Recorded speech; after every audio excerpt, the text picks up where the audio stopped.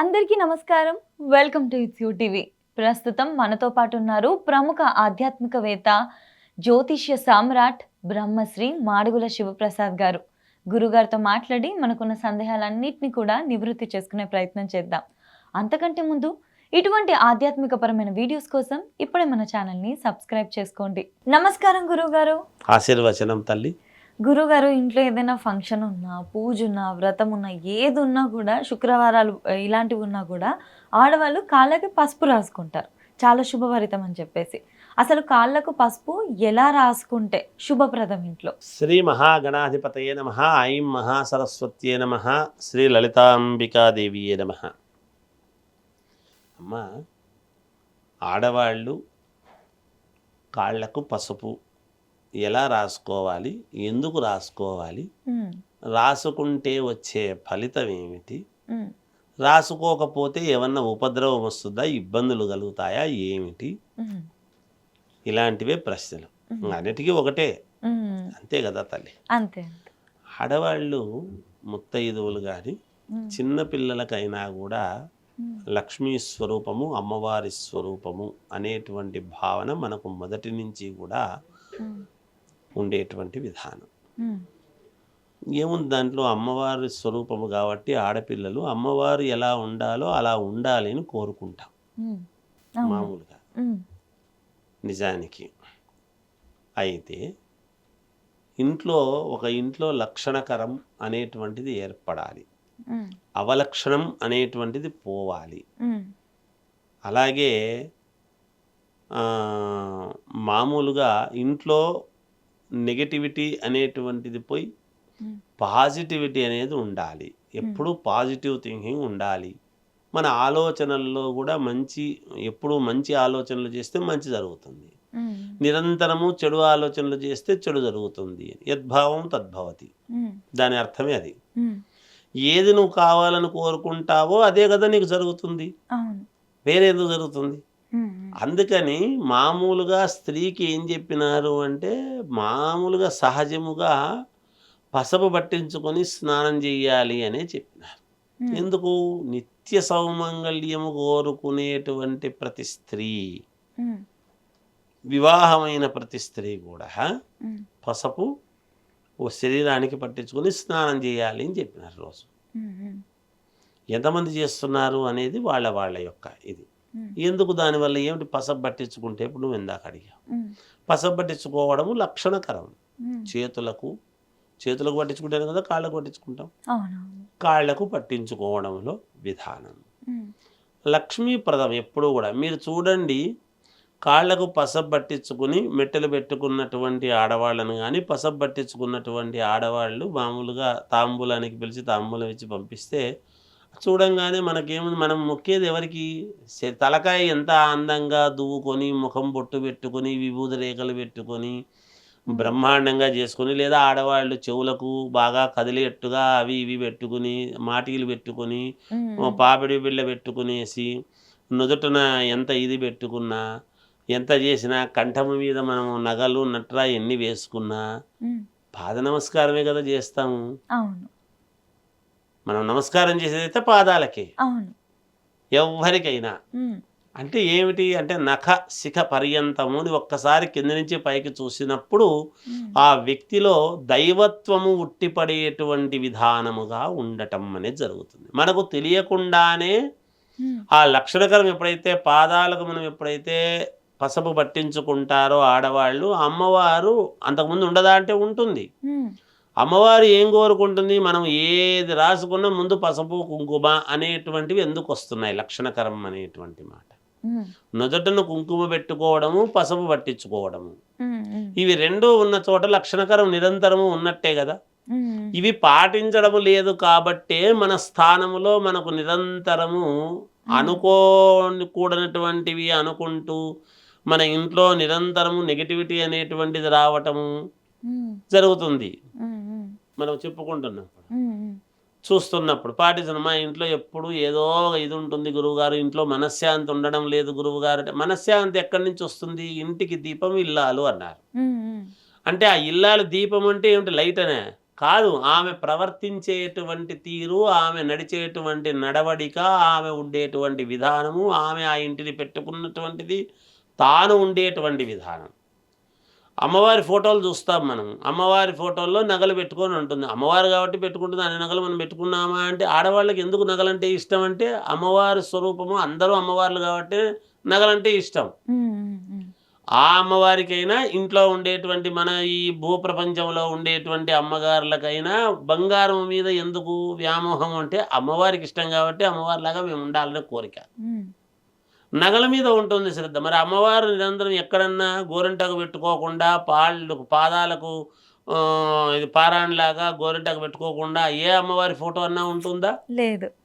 మరి అలా పెట్టుకొని ఎప్పుడైతే నిరంతరము కూడా అనుకూలవంతముగా పండగలు ఇట్లాంటి సమయాల్లో రోజు ఉండలేకపోవచ్చు.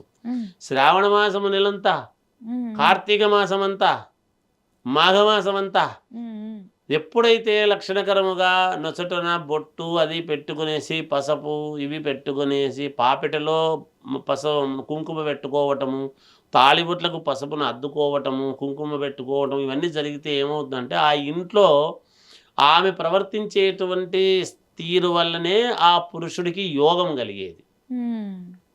ఆమె ప్రవర్తన సరిగ్గా లేకపోతే ఏ పురుషుడికైనా, ఎంత గొప్పవాడైనా, ఎంత కొండ ఉండినా కూడా అది కరిగిపోవడం ఖాయం.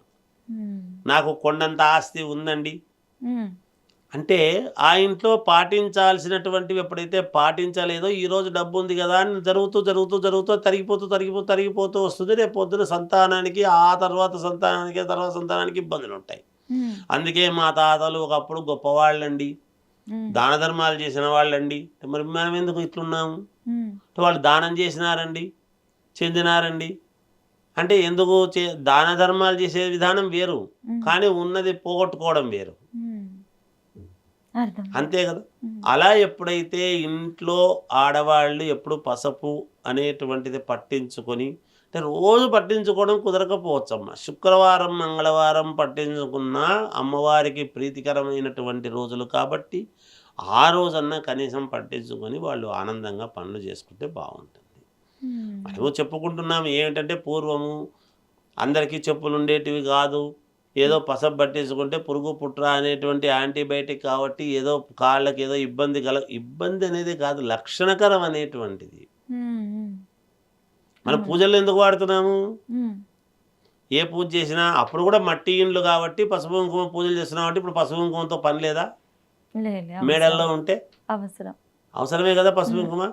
మరి గడపకు పసుపు పట్టించుకుంటాం అంటే యాంటీబయాటిక్ పురుగులు రాకోకుండా ఉండడం అనే లక్షణకరం అనేటువంటి దానికే పట్టించుకోమన్నారు. అప్పుడైనా ఇప్పుడైనా ఎప్పుడైనా లక్షణకరమే. ఆ కాలంలోనైనా మామూలుగా పసుపు కొమ్మే కట్టాలన్నారు వివాహ వ్యవస్థలో. తాళిబొట్టు కట్టమని, ఎక్కడ తాళి తయారు చేసుకుని కట్టమని చెప్పలేదు. పసుపు కొమ్మ అయితే, పసుపు తాడు అయితే నిరంతరము తీసేసేది కాదు. పసుపు కొమ్మ అనేటువంటిది శరీరం మీద ఉండాలి. అందుకే ఇప్పుడు డాక్టర్లు తిమ్మన్నారు నా తాళిబొట్టును అంటే, మనము మన దగ్గర ఉంది కాబట్టి, మనము చైన్లో తాళిబొట్టు సరడ్ అనేది వేసుకున్నాము కాబట్టి, డాక్టర్లు దిగపోతే తిమ్మన్నారు కాబట్టి తీసి పక్క పడేస్తున్నాం. పసుపు కొమ్మ తాడు ఉంటే తీసేయమని చెప్పరు కదా ఏ డాక్టరు. పసుపు కొమ్మ అయితే తీసేయమని చెప్పరు. ఇలాంటివి చాలా ఉన్నాయమ్మా. అందువలన పసుపు వలన ఆ స్త్రీకి, పసుపు కుంకుమలకు స్త్రీలకు ఒక బాంధవ్యం అమ్మవారితో కూడుకున్నటువంటిదే తప్ప వేరే కాదు. అలా చేసుకుంటే యోగదాయకంగా ఉంటుంది. ఆ ఇంట్లో ఎవడు పూజలు చేసే పని ఏముంది? ఆమె లక్షణకరంగా ఉన్నప్పుడు ఎందుకు చేయాల్సిన పని ఏమిటి? బాగలేకపోతే ఇబ్బందులు ఉంటాయి కదా, పూజలు చేసుకోవాలి. ఆమె సంతోషముగా ఉన్న దాంట్లో ఆనందంగా, ఈమె ఎంత లేకపోయినా లోపల ఎంత కష్టం ఉండేది ఈమె ఎప్పుడు నవ్వుతూ ఉంటుందబ్బా. ఆమె చూస్తే దండం పెట్టాలనిపిస్తుంది అనేటువంటి మాట వచ్చినప్పుడు ఆమెకు ఇబ్బంది ఏమిటి? ఎంత సంపాదించినా ఏది నీది కాదు కదా. ఆ ఉన్నదాన్ని ఆమె తృప్తిపడే ఆమె గొప్ప మనిషి కదా. అప్పుడు ఇంతకంటే కావాల్సింది ఏముంది? గురుగారు, ఇంట్లో పూజలు చేసుకునేటప్పుడు కూడా ముత్తైదులకి ఇంటికి వస్తే కాళ్ళకి పసుపు పెడతారు కదా, కొంతమంది వాళ్ళు పెట్టకుండా ఇంట్లో పని వాళ్ళతో పెట్టడం ఇలాంటివి కూడా చేస్తూ ఉంటారు. ఇలా చేయొచ్చా? అమ్మ, ఎప్పుడైనా పని వాళ్ళతో చేయించడం అనేటువంటిది కాదు.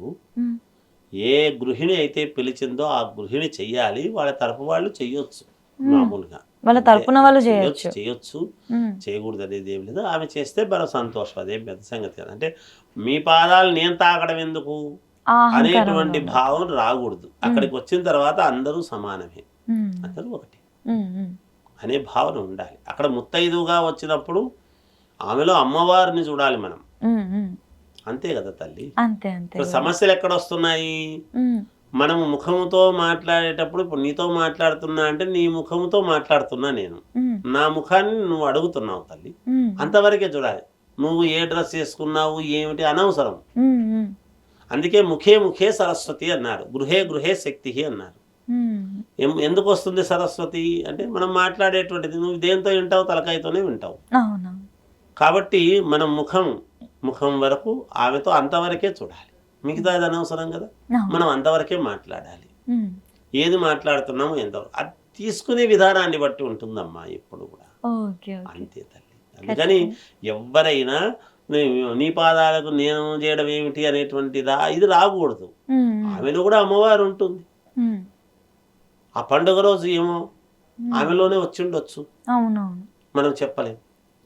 కనుక స్త్రీమూర్తి ఆమె. కులమతాలు తర్వాత అమ్మా, స్త్రీలు అంటే అందరూ స్త్రీలే, అందరూ సమానమే, అందరికీ తాంబూలం ఇవ్వవచ్చు.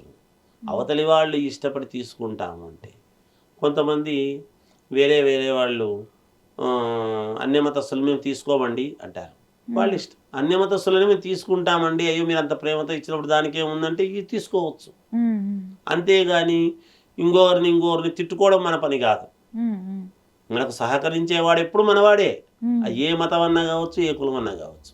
మనకు సహకరించని వాడు తన ఇష్టంలే అనుకోవాలి, కానీ తిట్టుకోరాదు. అది మనము జాగ్రత్తగా తీసుకుంటే ఏదైనా అందరం బాగుంటాం. జయోస్తు. చాలా మంచి విషయాలు తెలియజేశారు గురుగారు. ధన్యవాదాలు గురుగారు. జయోస్తు.